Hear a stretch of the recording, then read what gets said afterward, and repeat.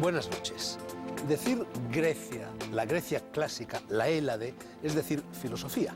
Y de las dos cosas que son una sola, de filosofía y de Grecia y de filosofía, no exentas de literatura, vamos a hablar hoy en este enésimo episodio de Las Noches Blancas. Enésimo porque llevamos ya 4 años y medio oficiándolas aquí sin prisa y sin pausa. Con tertulios, 4 y conmigo 5. 3 de ellos traen libro propio y reciente bajo el brazo. Ramón Irigoyen, Pequeña historia de la filosofía, publicada por Oniro. ¿Por qué me das un campanillazo? Porque me ha dicho que siempre que haya algún error... ¿Y qué error he cometido? Una pequeña historia de la filosofía. Vaya por Dios, vamos a verla. ¿Y qué había dicho? Pequeña historia de la filosofía. Es pequeña, pero claro, si ya le quitamos el artículo... Vienes peleón, Ramón? Venga. Bueno, estaba diciendo que el siguiente contertulio con libro es José Luis Avellán, La filosofía como producto mediterráneo, publicado por la institución Alfonso el Magnánimo.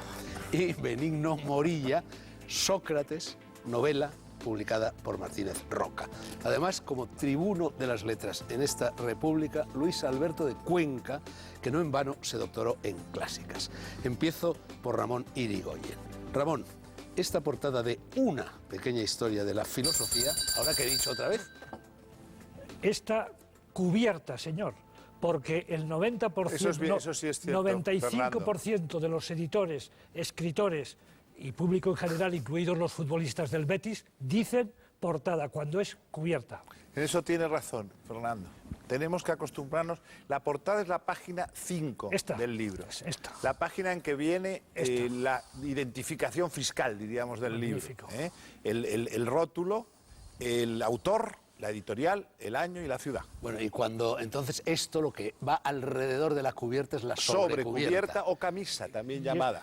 Y esto contracubierta. Contracubierta. No contraportada. No contraportada, erróneamente. No. Contracubierta. Bueno, en cambio, contraportada sí en periódicos, por ejemplo. Exactamente.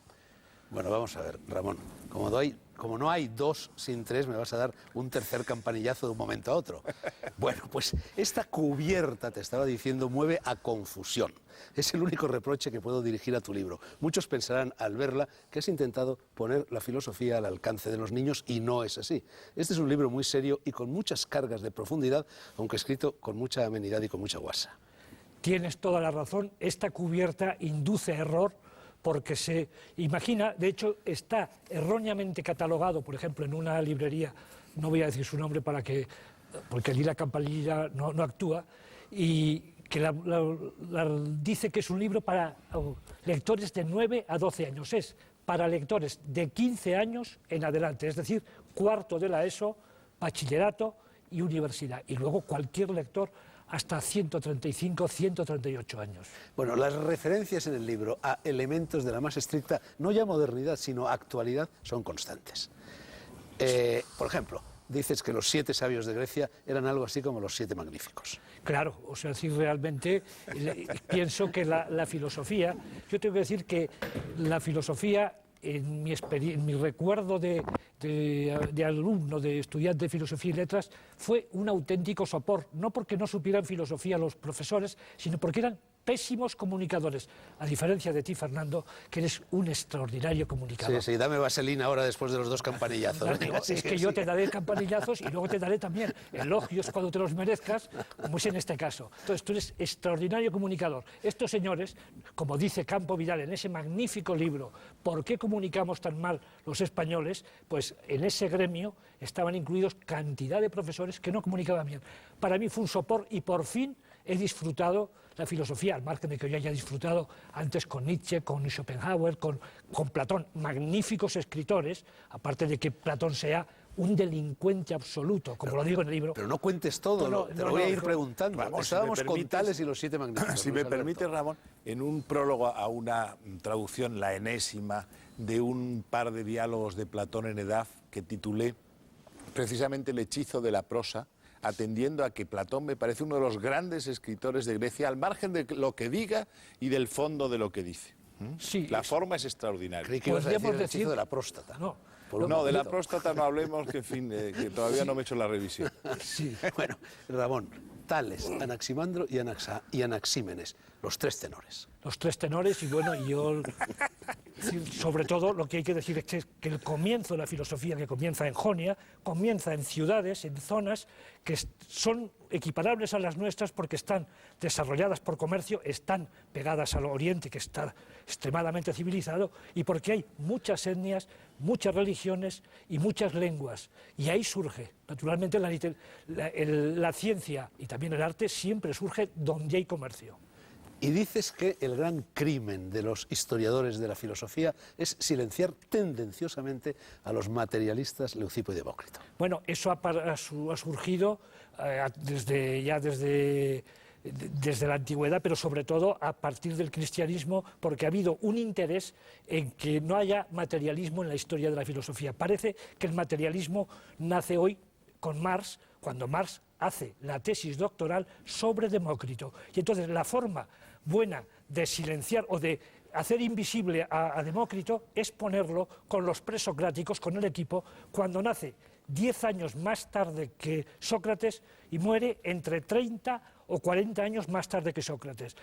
¿Por qué hacen eso? Pues para que quede ahí como visible, cabeza visible, Platón, el gran papa, primer gran papa de la Iglesia, cristianizado por Pablo de Tarso y por Agustín de Hipona, y que este señor lo que hace es lanzar un misil detrás de otro contra Demócrito, y como dice Michel Onfray, que luego lo recomendaré, este señor dice, en un momento Platón incluso sueña con quemar públicamente la obra de Demócrito, y de esto lo disuaden dos pitagóricos un poco menos locos que él, y por fin no lo quema. Y entonces, ¿qué ha pasado? Que podemos pensar casi que el materialismo ha nacido con Marx, cuando tiene esta historia en Demócrito, que es contemporáneo, estricto, 10 años más joven que Sócrates.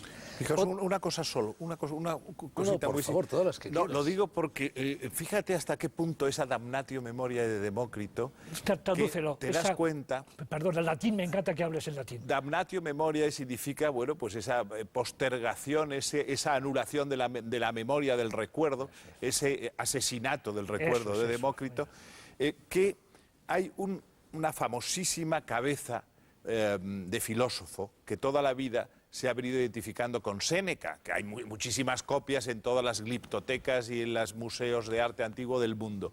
Y parece que ahora se ha identificado a ese Séneca con Demócrito.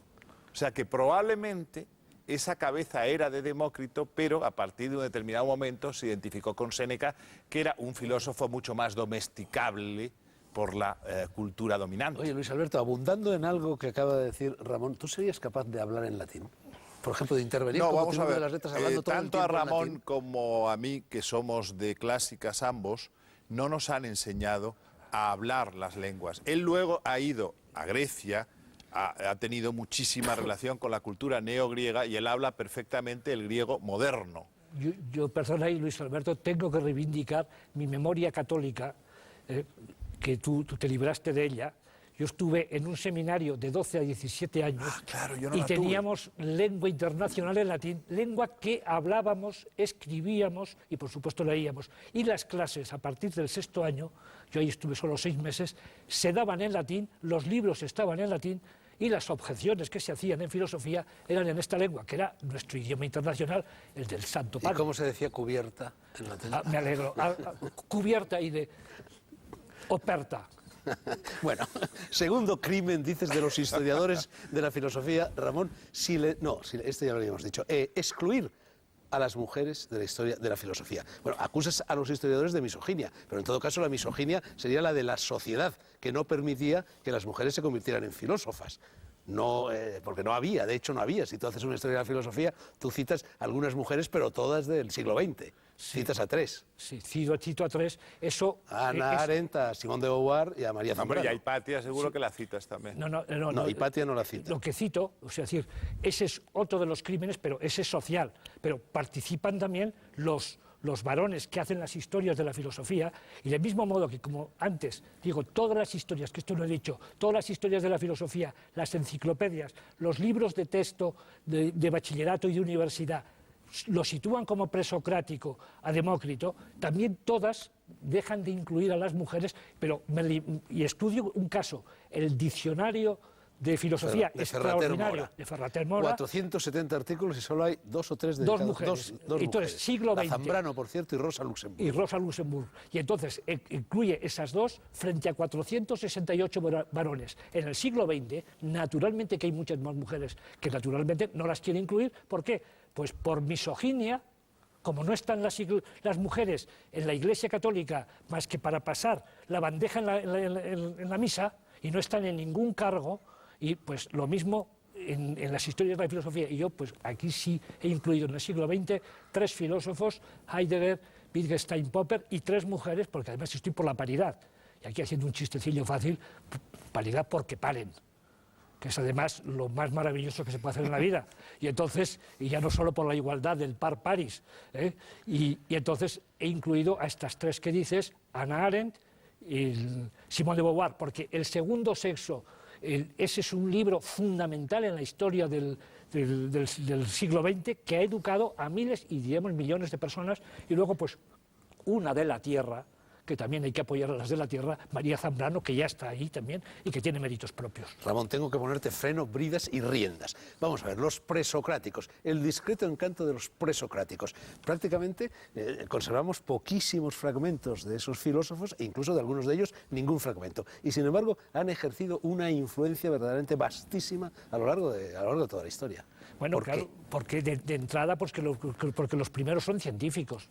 Y entonces son gente que en principio quieren explicarse el cosmos, pero como científicos, como científicos de la época. Hay que pensar que los griegos fueron grandísimos matemáticos, en física también estuvieron bien, pero luego ni la aplicación de la física y la química, ahí quedaron.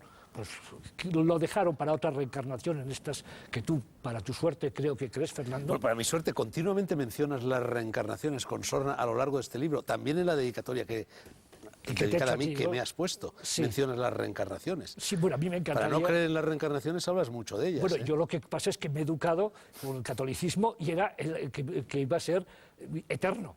Y por tanto, claro, ya que no vamos a, yo que no, creo que no voy a ser eterno, por lo menos sí que hablo de esto, indudablemente sin poder creer por limitación mía, no porque crea que... Y por eso he citado, al hablar de Pitágoras, al que le hago sin muchas bromas, siendo un genial matemático, y por cierto, el equivalente de Escrivá de Balaguer. Y Einstein, dices que es una mezcla de Einstein y Escrivá de Balaguer. Benigno Morilla, por cierto, publicó una novela sobre Pitágoras. Sí, así es. No sé si disentirá de esta opinión. Sí.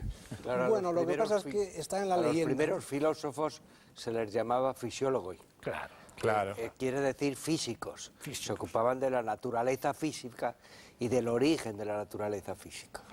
Pitágoras es una leyenda y está construido más a través del mito que de la bibliografía y del historicismo, entonces se presta a muchos comentarios, casi todos jocosos. Se le ha comparado con Lenin, esto ahora se le compara con este hombre,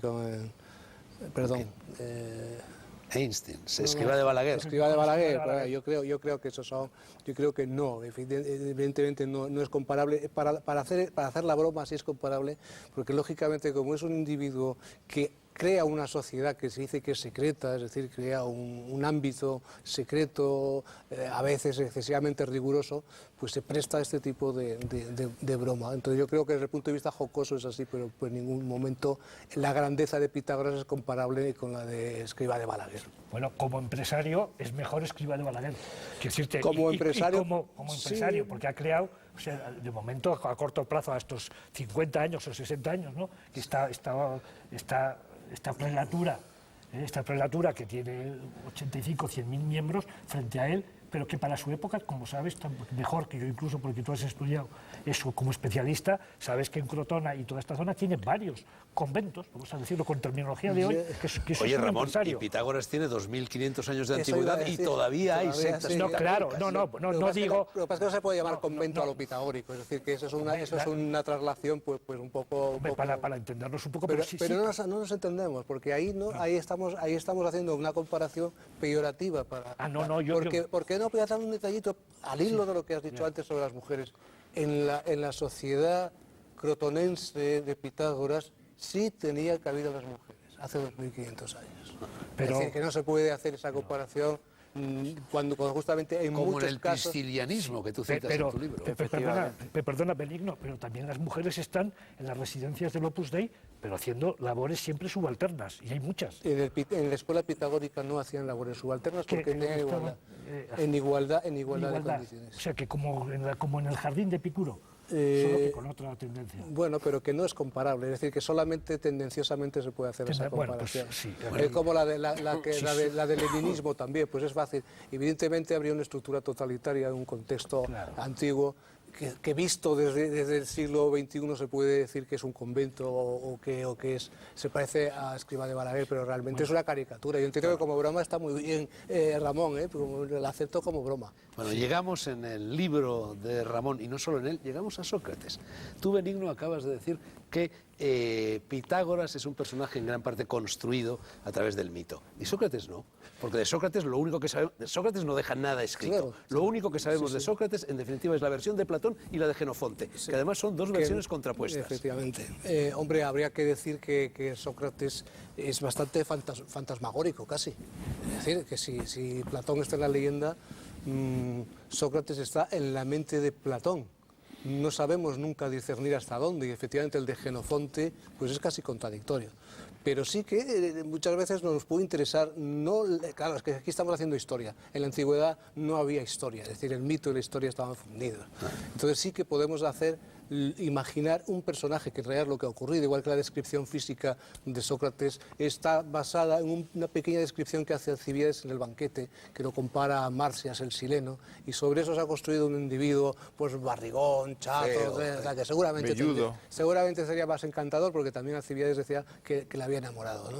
Es decir, que Sócrates es que más que es un personaje... Como el protagonista de tu novela, casi. Casi, pero luego ahí está basado justamente Pero Sócrates y Jesús son personajes muy parecidos.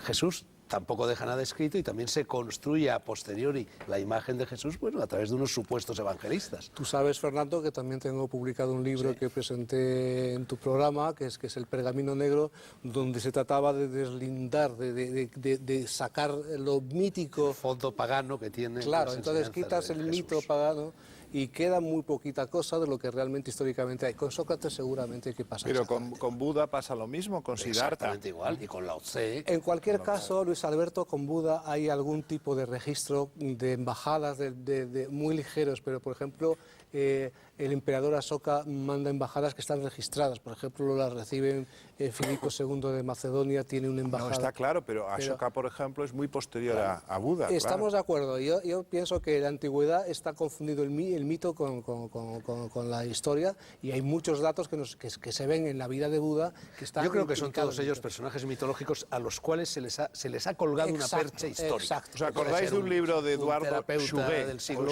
I, que puede ser un príncipe de Nepal? ¿Qué libro? De Eduard Chouguet, famosos, los grandes iniciados son todos grandes figuras mitológicas. En realidad, por ejemplo, también de la existencia real de Cristo, pues hay muy pocas, muy pocos datos fiables. No, hay solo uno que no es fiable, el de Flavio Josefo. El de Flavio Josefo, pero Flavio Josefo Tácito no da fe de haberlo visto. Tácito una mención. Tácito 1544, que puede ser una interpolación. Plinio otra posterior. mención, y lo de Flavio Josefo, que es otra interpolación posterior. No sí, pero vamos, la anterior es un poquito anterior. Pero no da el hecho histórico de lo he visto, lo he comprobado, sino da fe de que han hablado un tal Jesús y no se dice nada más. Por supuesto no se habla de los milagros, que son todos además de orden, como cuento en el Pergamino Negro, todos de orden astronómico. Es decir, tiene una estructura astronómica. Y muchas de las enseñanzas de Jesús coinciden con las de Sócrates. Coincide, y la muerte paradigmática de Sócrates también. Sin embargo, un gran visionario, Agnatón, o Akenatón, o Amenofis IV, ese sí que tiene una existencia real, porque como fue faraón... Pero ojo, hay quienes sostienen que en realidad Jesús era Akenatón. Sí, hay quien ha querido... Es que si entramos en el mito, es decir, ya está salgamos del mito. El Cristo. Oye, Ramón, tú dices que Sócrates era el gran aguafiestas de la cultura griega, como Unamuno en España, del cual habla, por cierto, José Luis Avellán en su libro también. Bueno, en mi libro... Bueno, me alegra que te llames Ramón, porque es un nombre que me gusta, es consejero, digo porque me ha dicho, yo había entendido que me decías Ramón, ¿tú o no? Ramón Irigoyen. No, Ramón, me ha parecido muy bien. Sí. Pero como te has referido a mí y ha contestado, que me alegra que conteste él, José Luis... Bueno, se te ha colado. No se me ha colado. Ha sido una intervención muy oportuna y sigue, José Luis, que me ha encantado cómo vas. Yo quiero resaltar un poco lo que he querido aportar en mi libro, que es no solo cuando hablo de la filosofía como producto mediterráneo, no me refiero, por supuesto, a los orígenes históricos, sino algo que en la esencia de la filosofía yo digo como su naturaleza helénica. Entonces, ha ocurrido con la filosofía como ha ocurrido con el conocimiento en general. Se ha ido especializando, se han constituido a partir de ese alma mater una serie de ciencias especializadas, pero dentro de la misma filosofía ha ocurrido lo mismo. Hay un proceso filosófico que va a la preocupación por la trascendencia que aparece en Platón, en el mismo Aristóteles, cuando nos habla del primer motor, y después... Ha habido un proceso de la trascendencia a la inmanencia y dentro de la inmanencia una especialización. La filosofía se ha convertido en el siglo XX y en lo que llevamos del XXI, pues es antropología filosófica o es análisis del lenguaje, la filosofía anglosajona o es materialismo dialéctico. Ha habido una especialización y yo digo que si la filosofía continúa por este lado, lo que se produce, que de alguna forma se ha producido ya, es una deshumanización. Hay que volver al Mediterráneo, hay que volver al Mediterráneo para humanizar, porque yo creo que una de las cosas que caracteriza a la filosofía griega es la famosa frase de Protágoras: el hombre es la medida de todas las cosas. Bueno, y los grandes avances científicos hay que ponerlos tu libro por Unamuno y al Sócrates. Servicio del hombre. Estábamos todavía en Sócrates. Todo esto llega. Pero está bien que avance, también nos haga avanzar, vaya a esa velocidad. Habéis pasado a Unamuno, y Unamuno para mí, la filosofía española empieza en el Mediterráneo. En primer lugar porque ya Séneca era un cordobés y después Averroes también, Maimónides era aragonés y después Ramón Llull, que es el primer filósofo que escribe en una lengua romance, es catalán. Es decir, empieza también la filosofía española por el Mediterráneo. No, pero vamos llegaremos a ver. Eso, pero es que la referencia a Unamuno era únicamente por la comparación. No, es que voy a Unamuno. Voy a Unamuno. En España tenemos dos tradiciones, y una es la tradición mediterránea y otra la tradición atlántica, porque a partir del descubrimiento de América, gran parte de la cultura española es una cultura atlántica. Y Unamuno, llegamos a Unamuno. Unamuno es el hombre que sabe unir las dos tradiciones y constituye una filosofía con sentido propio, que precisamente yo creo que gran parte de la fama de Unamuno viene por eso, porque ha sabido reunir la tradición mediterránea y la tradición atlántica y construir una filosofía española con sentido propio. Bueno, llegaremos a todo eso, José Luis. Estábamos mucho antes, estábamos en Platón, ni siquiera habíamos llegado a Platón, estábamos en Sócrates, pero bueno, Platón le cascas en el libro, ¿eh?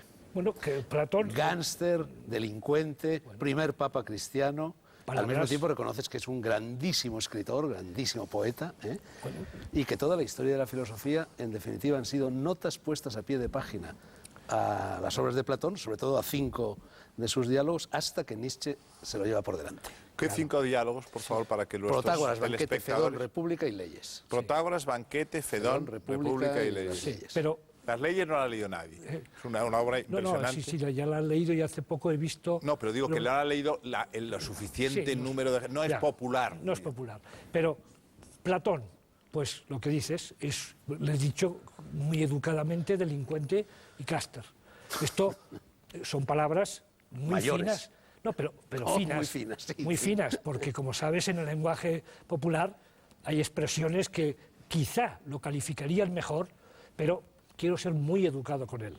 Esto también yo simplemente heredo un pensamiento que viene de Nietzsche, o sea que el primero que se atreve a decir eso es Nietzsche, porque cuando Bacon, o sea, cuando Montaigne hace dice, no me gusta y tal, pero lo dice con una reverencia porque está como aterrorizado, y entonces, pero es el primero que yo recuerdo que lo haya dicho, Montaigne, y luego, pues cuando ya viene Nietzsche y dice, pues Y con palabras suaves. Yo creo que cuando hablamos de Platón No. debemos hablar de los diálogos.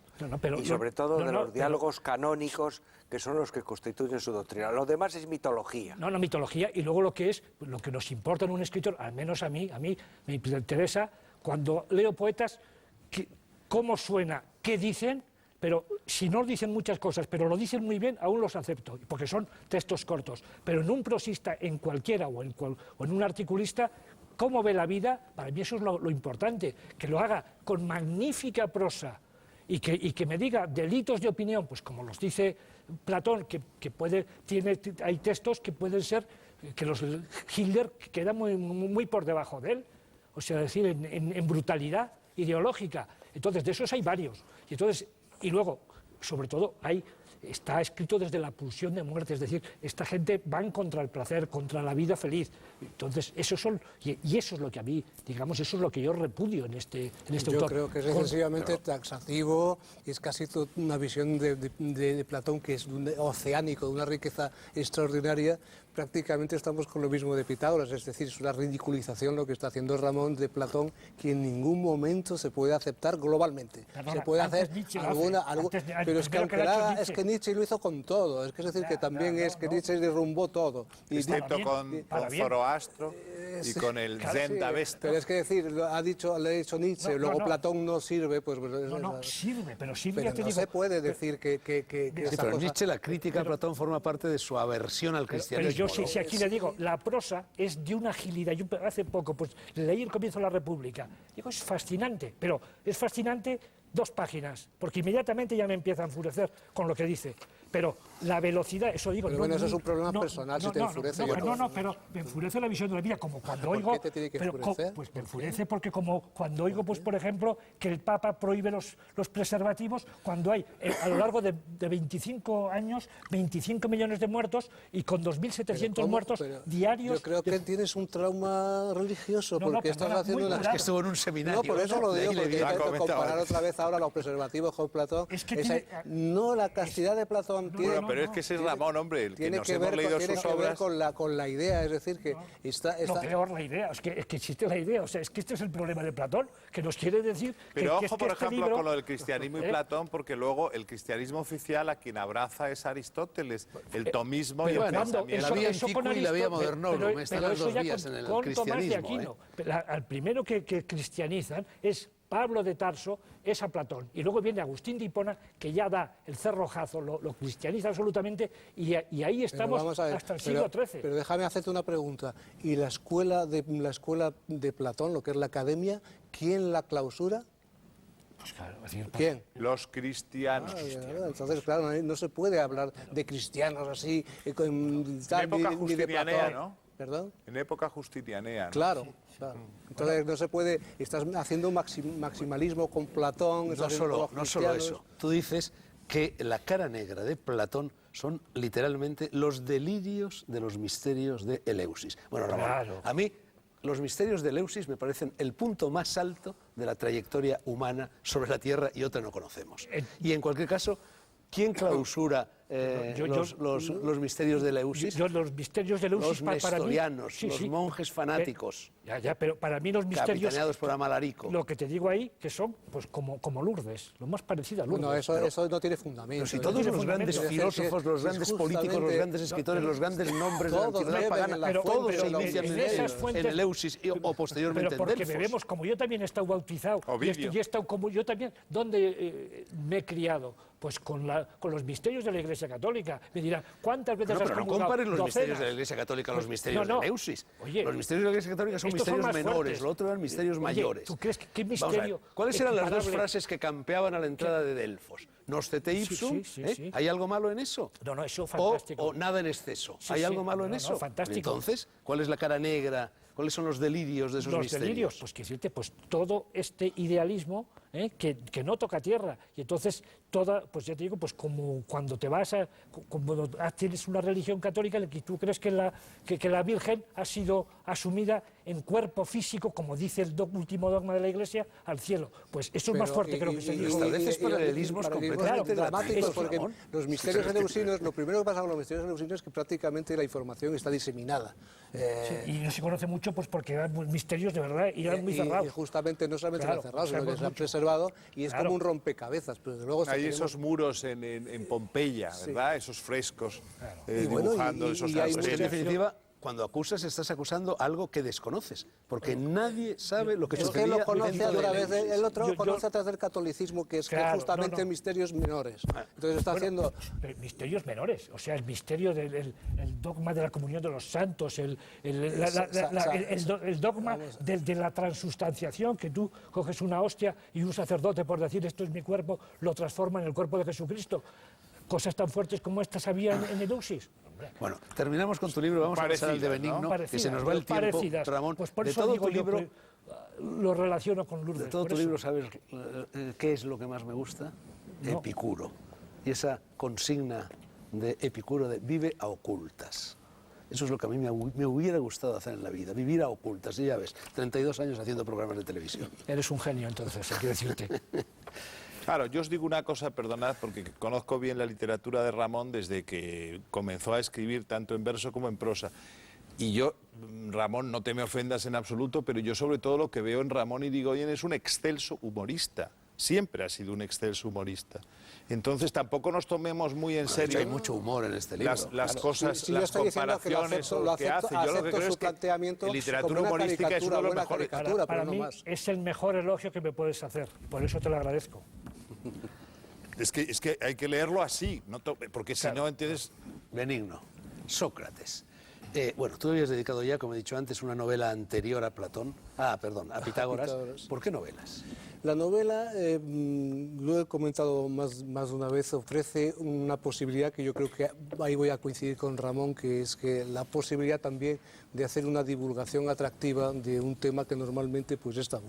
Permite además, en el caso de Sócrates, por ejemplo, y Pitágoras, permite también introducir elementos emocionales, afectivos, es decir, que no solamente la filosofía sea una especie de estar pensando duramente que la idea que se tiene en la calle, la que recibe el chico en el colegio, no, sino que la filosofía también alcanza, lo siento, el alma en su vertiente más profunda.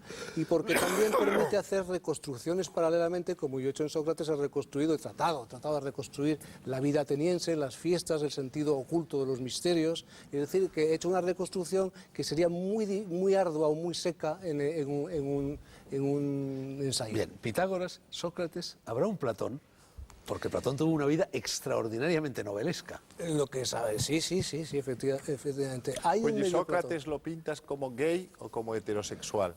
No, como ninguna de las dos cosas. Sin embargo, lo pinto que lo parece. Pero lo parece porque nuevamente estamos entendiendo mal el amor platónico. Entonces, justamente el arranque del libro viene cuando, porque me lo planteé mucho tiempo, 1 año y medio, pensando cómo cogía a Sócrates, que no era tan fácil como Pitágoras, porque su biografía es mucho más, digamos, más seca, ¿no?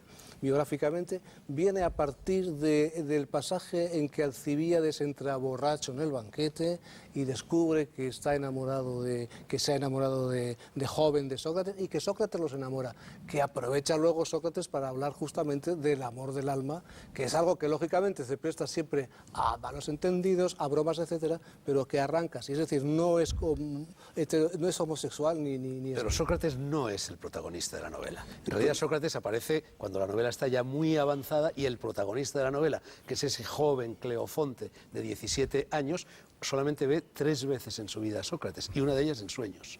Exactamente. Lo que me pareció acertado, lo que me animó a escribir fue cuando caí en la cuenta de que el protagonista tenía que estar en un segundo plano, podía ser más interesante. Y fíjate lo que acabo de decir, protagonista en segundo plano, cosa que ocurre ya, por ejemplo, en Velázquez, cuando sitúa en un cuadro, en Marta y María, sitúa al Cristo detrás, es decir, el protagonista se pone detrás. Eso lo llamamos deuteragonista. Claro. deuteragonista. El deuteragonista, efectivamente, pero aquí no es exactamente el deuteragonista, que es el que acompaña al protagonista. Pero bueno, sí que ese enfoque lo cambio, y entonces ese personaje me permite hacer construcciones sobre la Atenas y también impugnar las ideas muchas veces de Sócrates, y me permite hacer una reconstrucción también del ambiente, que era muy hostil, lógicamente. La novela gira alrededor de un secreto. Y ese secreto se pone ya de manifiesto en la cita inicial, que es del Alcibíades o de la naturaleza del hombre, que ya ha salido a relucir, y dice: para conocernos a nosotros mismos debemos buscar el reflejo de nuestra propia imagen en la pupila de la persona que miramos. Hay alguna escena en el libro donde eso se hace, con una criada negra, sigua, y con el amigo de Cleofonte, y entonces, a través de esa mirada, Cleofonte cree ver a Sócrates. Y cree que se enamora de él. El arranque es ese, lo que ve la imagen de Sócrates, que en realidad luego va a quedar claro que Sócrates es la imagen de su propia alma. Es decir, es un juego lógicamente narrativo. Pero Sócrates hablaba del daimon, esta especie de ángel de la guarda que acompaña al hombre desde su nacimiento, y tú dices que te enamoras de quien se parece a tu daimon. Eso está extraído de una vieja leyenda asiática que he introducido justamente para luego aclarar esa confusión, que no es el enamoramiento, no es el de otro, sino que el otro es uno. Esa cosa que también recoge el cristianismo con tanto énfasis. Pero eso explicaría el flechazo. Pues sí, por ejemplo, claro, lógicamente. Es decir, hay un juego de especular en el que el otro es algo más que otra persona, sino que es el centro del alma también. Luis Alberto, te preguntaba si dabas... Yo quería decir una cosa, que al hilo de lo del daimon de Sócrates, hasta tal punto se ha hecho popular lo del daimon, que un gran novelista fantástico, ya sé que la fantasía no es de lo que más le gusta a Fernando, pero quería citarlo, Philip Pullman, de gigantesco éxito en el Reino Unido, en Estados Unidos y en todo el mundo, tiene una famosa trilogía de la materia oscura, que se ha llevado al cine, por cierto, con Nicole Kidman en uno de los papeles protagonistas, y en esa trilogía de la materia oscura todos los personajes aparecen siempre con su daimon, y su daimon es un animalito que tiene una determinada forma de acuerdo con la naturaleza o la personalidad o la psique del que lo porta. Es muy curiosa. Eso está también en las culturas chamánicas, es el animal de poder de las culturas pues amerindias, probablemente por ejemplo, ¿no? Eso está transferido de las culturas amerindias y de la cultura socrática a Pullman, que recoge todas esas opciones. Pero os la recomiendo, esa trilogía, es magnífica. Tú le preguntabas antes a Benigno, Luis Alberto, si la versión que da de Sócrates era la homosexual o no. En realidad, das una versión muy androgínica. El andrógino, el concepto del andrógino tiene mucho peso en la novela, vinculado además a la muerte, ¿no? Claro, es que al final está la muerte y está el ser, justamente lo que es, podemos decir, el fondo es que es andrógino, es decir, el ser no es ni masculino ni femenino, y por lo tanto me pareció importante que la imagen de la parca, es decir, la muerte femenina, pues cambiarla por el del andrógino, que en realidad es el ser. La esencia es ni masculina ni femenina. Aparte de eso, esto es un novelón de amores, novelón de traiciones, en fin, es una trama muy novelesca. Pues ¿no? que la vida es novelesca y no podemos, justamente lo que equivoca, lo que confunde a muchas personas que se acercan a la filosofía es que leen a un personaje y empiezan a idealizarlo y parece que toda Atenas eran filósofos, y en aquel momento, cuando no es cierto, es decir, Sócrates es un individuo, un filósofo que está asfixiado por los demás, por el contexto en el que se encuentra, y la ciudad le va a condenar a muerte. Entonces,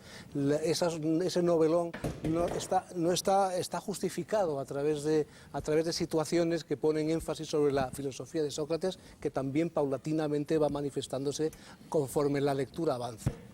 Es la primera pena de muerte que se impone, aunque en realidad sea un suicidio, pero vamos, de hecho fue una pena de muerte, que se impone a una persona en la historia de la humanidad por un delito de opinión.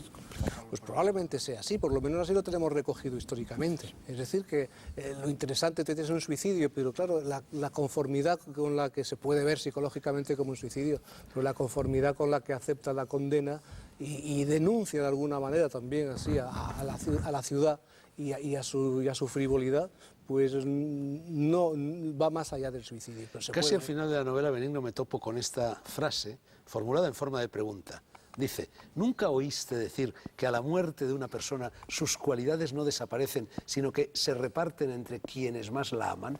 Bueno, eso podría explicar el éxito post-mortem de Sócrates o de Jesús, ¿no? Probablemente, es decir, que me enganché a ese concepto para explicar justamente que un sabio va a diseminar, no se pierde su fuerza, sino que se disemina la muerte con las personas, lógicamente, que han estado en contacto con esa filosofía, que no se pierden en el sentido dramático del término.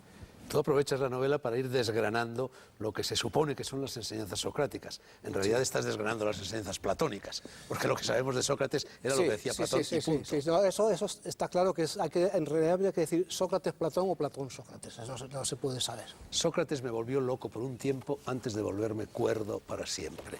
Casi, luego hay un epílogo, pero casi la novela termina así, ¿no?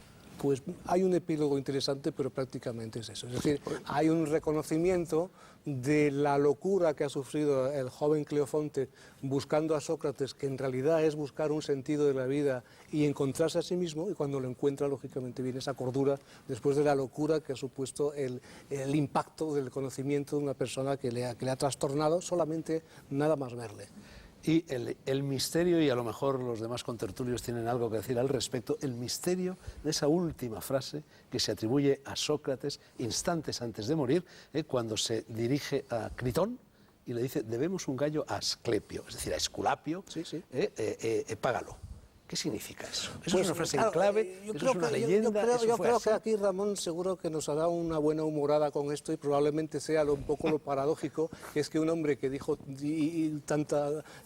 manifestó tanta sabiduría, pues probablemente a un amigo en un momento dado dijo algo que tendría sentido dentro del contexto. Asclepio era el dios de la salud. Sí, de la salud. Daba pues salud, probablemente ¿no? alguna vez debió pagar algo por el gallo que se sacrificaba y no lo hizo, o simplemente no sabemos qué, pero la paradoja es que esa... No, o le atendió en una enfermedad, a lo mejor se encomendó a Asclepio y Asclepio lo curó, entonces, oye, que le debo un gallo. Pero a mí lo que me llama la atención es que esa frase sea la última de Sócrates, claro, la frase es que eso final, es lo sorprendente, es la que tiene que resumir toda la filosofía y parece bastante baladí, ¿no? Y también Platón no asiste a la muerte. No asiste a la muerte, se pone enfermo. Claro, se no pone queda enfermo, claro. Se pone enfermo Sí. y no va. A diferencia de Cervantes, que también se puso enfermo aquel día luchando en Lepanto, y sin embargo, estando enfermo, por cierto, era Tenía 40 de fiebre. Exactamente, siendo de tu signo astrológico, por eso Libra. subió arriba y peleó. Y entonces, respecto a la humorada, en una pequeña historia de la filosofía, lo que sí he citado respecto a esto es ese magnífico relato de Woody Allen, Mi apología, que es de un sarcasmo salvaje contra la muerte de Sócrates, y que yo tengo que decir que sí leí con placer. También lo de Platón, pero también en su día, pero el de Woody Allen me maravilló. José Luis Avellán. No, ¿ibas a decir algo, Isabel? No, por acabar con el tema de Sócrates, y disculpadme un momento, hay un epigrama precioso de Calímaco, que yo no sé si conocéis, os acordáis ahora, en el que precisamente habla de uno de esos jovencitos a los que encandiló el círculo socrático, etcétera, que se llamaba Cleómbroto de Ambracia, y cuenta en el epigrama, tú te acuerdas perfectamente, cómo le dijo adiós al sol y se precipitó desde una tapia alta al Hades, ¿no? O sea, se suicidó, ¿no? Y dice después Calímaco que no había tenido en su vida ningún motivo para matarse, pero sí que había leído un tratado de Platón, uno solo, el que trata sobre el alma. O sea que a la cuenta de lo que decía Ramón de Platón también hay que ir los suicidios de los muchachitos de la época. Peligroso que es. José Luis, la filosofía como producto mediterráneo. Las dos primeras preguntas que te iba a formular, que en realidad las formulas tú al comienzo, ya las has respondido antes. Así que paso directamente a la tercera. Este libro tiene una génesis curiosa, porque de repente hay un editor, en fin, que te acicatea para que escribas un libro así, y tú empiezas a recoger conferencias dadas por aquí y por allá. Diciendo de acicatear. ¿Por qué? Bueno, salvo que sea un neologismo, y un poeta siempre tiene derecho a crear palabras, pero ese me imagino que no está en el diccionario de... Yo creo que sí. Acicatear. Acicatear. ¿Qué te apuestas? Bueno, igual sí me alegrará que primera vez que lo escucho. Esa campanilla. Yo no me apostaría nada. Yo apostaría a que no está. Acicatear. No, Vamos a apostar. Yo creo que sí está. ¿Tú crees que Bueno, está? desde luego, que lo miren. en el último diccionario de la Academia seguro que está, porque han abierto de par en par las en el último puertas. han entrado hasta voces entrado asiáticas pero- y claro, si no está, pues sería ya muy, Acicate, muy fuerte. en cualquier caso, de acicate se podría siempre derivar No, un por eso, verbo. pues dicho que es un neologismo. Espolear, probablemente. acicatear, instar, Magnífico. clavar el acicate. El editor le clavó el acicate a José Luis Avellán para que escribiera este libro. Tú empiezas a revisar entre viejos papeles, perdidos por aquí y por allá, conferencias, apuntes, y descubres que hay un misterioso hilván entre todos ellos que, en definitiva, reflejan lo que es tu actitud ante la filosofía. Efectivamente. En cierto modo, me ocurrió con este libro, por esas circunstancias azarosas que tú has explicado, el estímulo del editor, me encuentro con que efectivamente al recoger toda esa serie de ensayos y de conferencias había un hilo conductor. Y ese hilo conductor es, en cierto modo, el que he explicado antes. En España la filosofía empieza en el Mediterráneo y después del descubrimiento de América empalma con la tradición atlántica. Y así se va constituyendo un hilo conductor desde Grecia hasta América Latina, de forma que se constituye, hay uno de los capítulos del libro que se titula y volvemos a Unamuno, el papel de Unamuno en los orígenes de la conciencia hispanoamericana. Por eso Unamuno tiene tanta importancia. Pero al llegar a porque América, es el enlace, esa filosofía se vuelve atlántica. es el enlace entre las dos tradiciones, entre la tradición mediterránea y la tradición atlántica, que constituye la cultura en lengua española. Hay una cultura hispánica que hoy en día, que estamos en el proceso de globalización que todos conocemos, se están formando bloques geoculturales. Y hay un bloque geocultural que es el bloque hispánico. Hay el mundo anglosajón, el islámico, el mundo asiático, y por derecho de históricos y de propia naturaleza, pues tiene que haber un bloque geocultural de naturaleza hispánica donde se unen las dos tradiciones. Y así se continúa en los orígenes de la tradición griega, de la filosofía puesta al servicio del hombre, que es donde tiene que ver. Pero la filosofía se ha ido, como dije al principio, se ha ido especializando, se ha ido alejando del hombre, y estamos a través de la razón instrumental en un proceso de deshumanización. Y para recuperar el sentido humanista que debe tener la cultura humana en su totalidad, tenemos que volver a Grecia y a los planteamientos de la cultura griega. Todos los filósofos occidentales creéis que la filosofía es solo occidental. ¿No reconocéis que en Oriente, al mismo tiempo que se estaba elaborando filosofía aquí en el Mediterráneo, se estaba elaborando también filosofía allí? Los Upanisades, Patanjali, etc. Y precisamente la diferencia radical, creo yo, una de ellas, entre la filosofía oriental y la occidental, es que la filosofía occidental, al menos en su origen, es antropocéntrica. El hombre es la medida de todas las cosas. Y en cambio, la filosofía oriental, el hombre no es lo más importante. Es más importante la naturaleza, son más importantes los dioses, es más importante el cosmos. Unilateral. Es una visión unilateral de la cultura occidental, porque ha habido desde Schopenhauer, que se abrió... Schopenhauer llega siglos y siglos después de los griegos. Se abrió a la cultura... Bueno, en cierto modo ya en la filosofía griega hay una tradición asiática.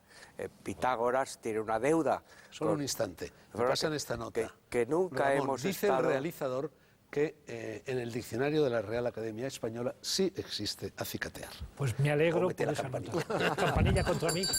Perdona, Me alegro, perdona. sí, sí. Bueno, yo creo que vamos a aspectos más sustanciales, no dedicarnos para eso. Vamos a casa, miramos el diccionario y solucionamos la No, duda. ya lo han mirado. Bueno, entonces... En cualquier caso, en el ámbito del Mediterráneo, en ese gran ámbito filosófico, Ese gran tú ámbito. distingues tres cuencas hidrográficas, por así decir. No. La helénica, la itálica y la ibérica. No, bueno, es que ha habido una confusión que se ha producido por el desarrollo de la historia. El Mediterráneo era un mar y tenía dos riberas, la del norte y la del sur.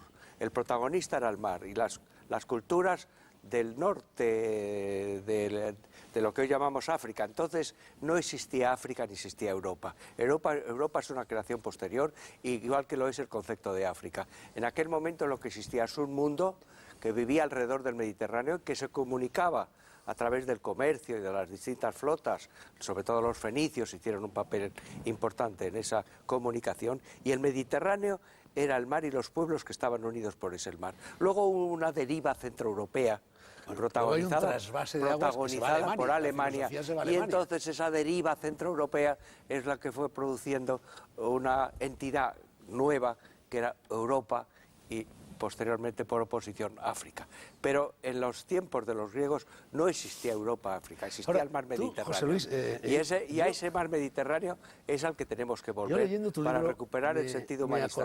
Y eso no está alejado de la cultura asiática, de las influencias de la cultura asiática que ya estaban en los griegos, incluso en el propio cristianismo. También sabes, y tú eso lo has estudiado muy bien, cómo en Jesús incluso se habla de que Jesús podía haber tenido conocimiento de algunas filosofías orientales, de forma que nunca ha habido, y después ya en el siglo XIX tú me has achacado que me he retrotraído a tiempos muy recientes. No, es que desde Grecia hasta Schopenhauer en el XIX ha habido siempre con interrupciones, incluso de siglos en algún momento, pero ha habido un mirar hacia Oriente. Bueno, Ramón, deberías haber utilizado la campanilla, porque José Luis ha dicho retrotraerse cuando ha hecho todo lo contrario al hablar de Schopenhauer, venirse hacia adelante y no irse hacia atrás, ¿no? Bueno, José Luis, Luis, en este momento estaba pensando en esto que has dicho tú, y que creo que tienes toda la razón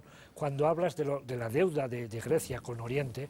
Lo que ocurre es que aquí, simplemente porque ya nos queda muy lejos y porque Grecia sintió fascinación absoluta por Egipto, todos iban a Egipto, y de ahí, y además, y lo mismo de Mesopotamia y de todo Oriente, de ahí llega toda la cultura grecia. Entonces, lo que ocurre es que ya nuestros manuales pues nos quedan demasiado lejos. Entonces, amputamos, como nos saltamos la Edad Media, porque son muchos siglos que no, y entonces llegamos al Renacimiento, pues nos pasa igual y Oriente es de extrema importancia, porque basta con llegar pues a Egipto o llegar a Mesopotamia y ver la riqueza extrema 3.000 años antes, o 4.000 o 5.000 años antes.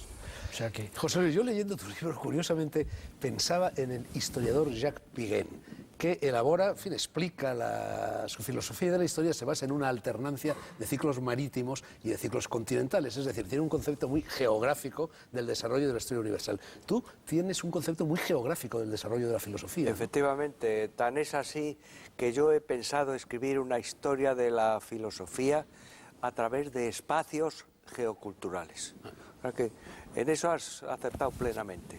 Yo tengo esa concepción y creo que ningún ciclo filosófico puede alejarse del terreno físico, geográfico, en el que se origina. Hay una estrecha relación entre el hombre y la naturaleza. Hay una estrecha relación entre la cultura y la geografía. Yo eso lo creo plenamente, ya te digo, hasta el punto de haber pensado escribir una historia de la filosofía con ese criterio. Tú citas a Ortega cuando Ortega dice que no hay cultura latina, sino mediterránea. Bueno, hay cultura mediterránea. Claro, lo de la cultura latina es una creación posterior también, pero el origen de la cultura europea es el Mediterráneo. Por lo tanto, lo que hay es una cultura mediterránea. Lo que pasa que, como hemos visto antes, se ha desvirtuado el concepto de Mediterráneo a través de esa deriva centroeuropea en la que ya los grandes filósofos, incluso los alemanes, había un filósofo alemán, Winckelmann, para explicar la gran filosofía alemana del idealismo, a Fichte, a Schelling, a Hegel, hablaba del encuentro griego-alemán. El idealismo alemán es grande porque se remitieron a los griegos y encuentran su fuente de inspiración en la filosofía griega. Pero hay una deriva centroeuropea que luego ha sido retomada por el mundo anglosajón y que se ha alejado de las fuentes primarias del Mediterráneo, y eso es lo que hay que recuperar ahora. Uno de los últimos capítulos de tu libro se titula La guerra civil como categoría cultural, y dices que guerras civiles ha habido muchas, dentro de España y fuera de España, pero que únicamente la guerra civil del 36 al 39 se convierte en paradigma de las guerras civiles, de tal manera que cuando se habla de guerra civil se está inmediatamente pensando en esa y no en las guerras carlistas o en tantas otras que en el mundo ha habido. Efectivamente, creo que es así, porque las guerras civiles que ha habido habitualmente han sido, incluso las que se han producido dentro de un país, pues de una parte de la sociedad contra otra. Pero la guerra civil española fue una totalidad de España dividida en dos bandos. Porque fue una guerra civil total. Incluso eso que se ha llamado la Tercera España no es una creación retórica, porque no había Tercera España. Los que han pretendido instalarse en la Tercera España han sido adscritos inmediatamente o a la derecha o a la izquierda. Pero había dos bandos que se enfrentaron totalmente, y a mí eso me lo hizo ver muy claro un exiliado que había en Puerto Rico, cuando yo estuve en Puerto Rico, y que era un hombre de derechas, y estaba allí con los republicanos españoles. Y yo, claro, no entendía muy bien aquello hasta que uno de los republicanos amigos me dijo, no, es que este es un geográfico. Así que había quedado adscrito y sufrido exilio durante toda su vida porque la guerra civil le tocó en una parte de la geografía nacional. Y no por sus ideas, que hubieran estado mucho más cerca de Franco o de sus afines que de los republicanos, con los que se encontró luego toda la vida en su exilio de Puerto Rico. Bueno, y ese pudo ser el caso de Manuel Machado, y de Pío Baroja y de tantos otros. Bueno, Manuel Machado y su hermano, Antonio, claro, ahí tenemos otro paradigma. Por eso creo que la Guerra Civil Española es un paradigma. Bueno, hablaremos un poquito más de todo esto, no mucho, porque no nos quedan ya demasiados minutos después de los anuncios. Recuerden y observen todos estos libros relacionados con Grecia, relacionados con la filosofía, que están encima de la mesa. Yo no podré mencionarlos todos, pero mis invitados sí recomendarán después de los anuncios algún libro. Publicidad.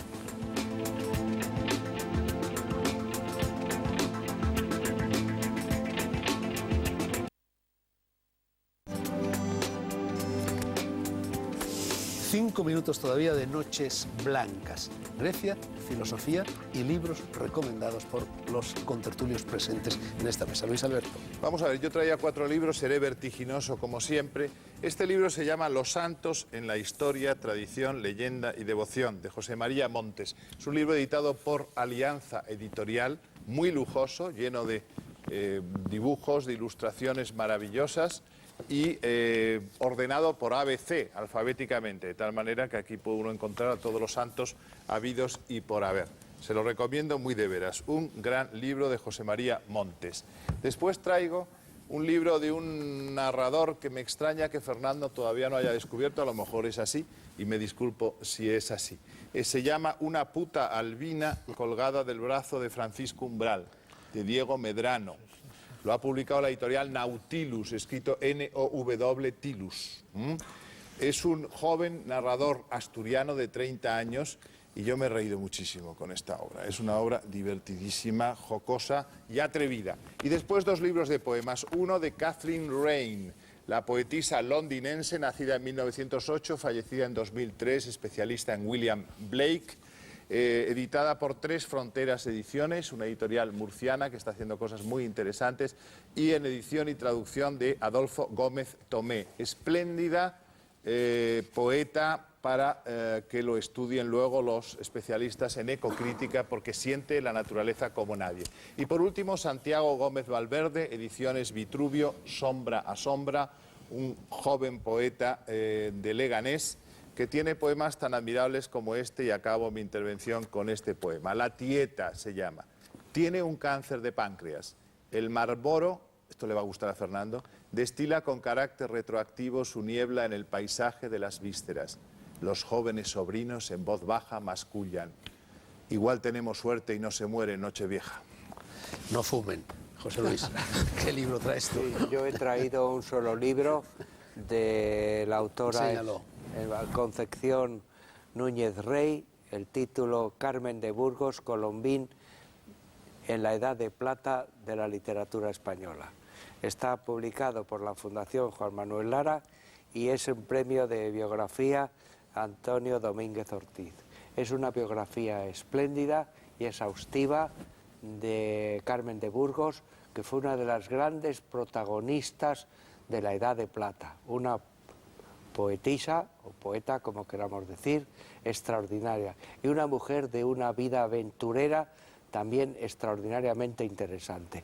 La autora de la biografía ha tenido que profundizar seriamente en lo que llama una búsqueda arqueológica, porque el franquismo echó una lápida de piedra sobre ella y prácticamente ha permanecido ignorada, y desconocida en esos grandes valores literarios y humanos a los que me he referido anteriormente. Avellán no es misógino, como verás. Reivindica la memoria de... Fue novia de Ramón Gómez de las Sernas, ¿sí? Sí es. Otro Ramón. Otro Ramón. Sí, Tan grande como tú, por lo menos. Se explica en el libro muy detalladamente toda la relación amorosa con Ramón. Sí. Ramón. Pues yo traigo un solo libro porque yo soy muy estricto y muy obediente y me dijeron que trajera un libro. Y no me dijeron nada, por eso traje 4. Luis Alberto. No, yo traje 4 porque no me Luis dijeron Alberto. nada. Es que no hay que preguntar nunca. Yo cometí ese error de preguntar por ceñirme, ¿no? por esta obediencia que yo tengo desde mi infancia. Nunca pidas permiso, Ramón. ¿Qué Cuando hay que hacer eres? una cosa, se hace. Sí, Si eso- pides permiso, te lo niegan siempre. Siempre, ya Carmen Conde ya decía, de donde no te dejen entrar, da una patada en la puerta. Entonces, que es muy en la línea de lo que tú dices, ¿no? Por eso entró a la academia y fue la primera mujer que entró en la academia, porque dio una patada bien dada. Entonces yo traigo un libro de la antigüedad, que es el libro en el que yo me baso en una parte para hacer una pequeña historia de la filosofía y lo cito, naturalmente, dentro del libro, y es Las sabidurías de la antigüedad de Michel Onfray, un libro magnífico del que voy a leer las primeras líneas. Platón entre los antiguos, después el Platón cristianizado por Pablo de Tarso y por Agustín de Hipona. Más tarde Kant y Hegel trazaron la tradición del idealismo, que ha dominado la historia de la filosofía a lo largo de más de 2000 años. Onfray nos muestra que ha llegado la hora de contar la otra historia, la contrahistoria de la filosofía, la que reivindica el cuerpo frente al alma, la felicidad frente al tormento, el hedonismo contra el ideal ascético, el goce de la vida en lugar de la preparación para la muerte. Ramón, fiel a ti mismo. Fiel a mí mismo. A tu daimon y a tus demonios. Exactamente. Pues es uno de los grandes teóricos del ateísmo. Esto es exactamente tratado de teología y, como se sabe, es el libro de cabecera, quiero decir, el libro que le trae de cabeza a Ronco Varela. Benigno. Sí, pues yo traigo un libro... Es un tochazo.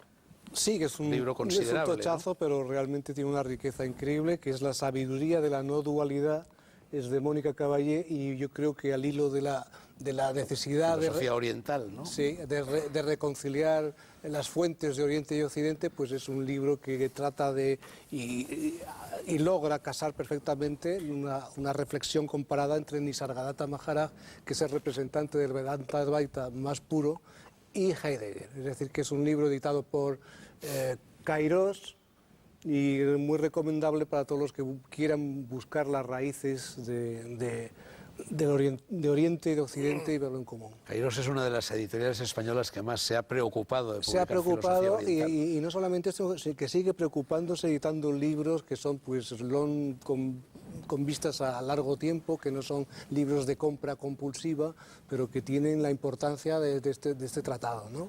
Entonces Kairos aquí, pues yo creo que hay que aplaudirle por este libro. Filosofía. Amor, dicen, a la sabiduría. Bajémosle un poco los humos con unas cuantas frases envenenadas y sacadas de este libro que tanto aprecio y que tan a menudo saco a relucir. El filósofo es un insensato que se atormenta mientras vive para que se hable de él después de muerto. Jean Legon d'Alembert. Un metafísico es un hombre que va a medianoche a una habitación oscura, sin una luz, buscando a un gato negro que no está allí. Anónima. Filosofía, itinerario compuesto por diversas rutas que no llevan de ninguna parte a nada. Ambrose Bierce, Luis Alberto. La filosofía no es más que el sentido común en traje de etiqueta. Oliver Braston. No se puede decir nada tan absurdo que no haya sido dicho antes por un filósofo, Cicerón. Un intelectual es un hombre que usa más palabras de las necesarias para decir más de lo que sabe, Eisenhower. El filósofo es el hombre que no quiere dar en el blanco sobre el cual dispara y para ello lo pone más allá del alcance de la escopeta, Antonio Machado. No existe en la historia humana memoria de un filósofo dichoso, Henri-Louis Mencken. Y por último, de Santiago Rusiñol, todos decimos tonterías, pero los filósofos las dicen en serio. Muchas gracias, caballeros. La semana que viene, más. Buenas noches a todos.